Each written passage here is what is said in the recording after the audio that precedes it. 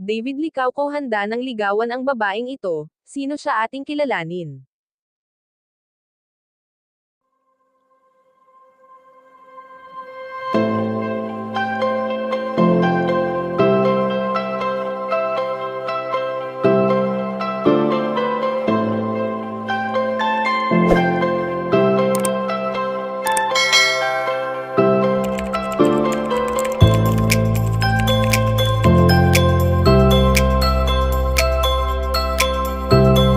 Alam naman natin na marami sa mga babae ang naghahangad ng isang pambansang ginoo na katulad ni David Licauco na talaga namang gwapong-gwapo at lubos na hinahangaan ng karamihan.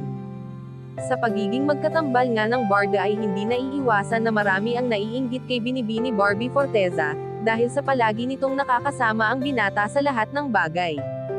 Bagamat hindi sukat akalain ng dalawa na papatok sa mga netizens ang sweetness na mayroon sila na ang iba pa nga ay labis na kilig ang nararamdaman sa tuwing nagtatama ang mga mata ng bawat isa.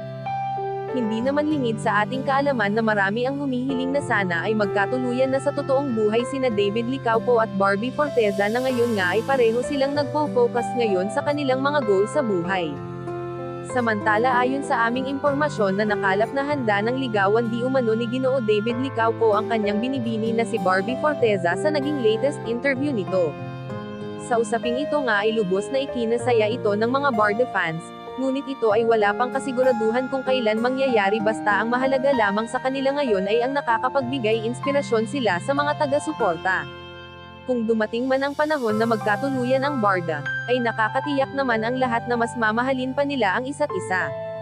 Kayo mga kachika, anong masasabi nyo dito? Please leave the comment and don't forget to subscribe.